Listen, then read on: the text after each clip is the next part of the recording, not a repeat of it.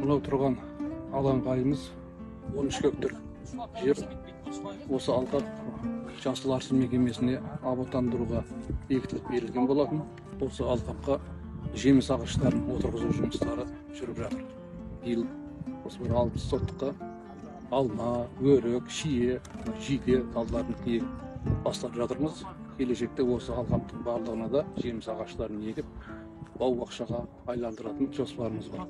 Берекелі тоғайдың иіліп тұрар талы бар, берекелі елдің ақылы дана шалы бар деп, осы егістікпен тал мен өсімдікпен көп нәрсе байланысқан.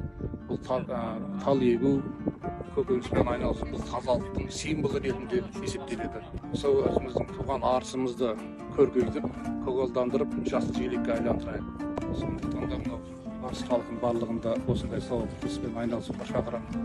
Әр ауланы, әр көшені, әр ұйымдардың алдарын абаттандырып, өз үлестерімізді қостық деген ойымыз бар.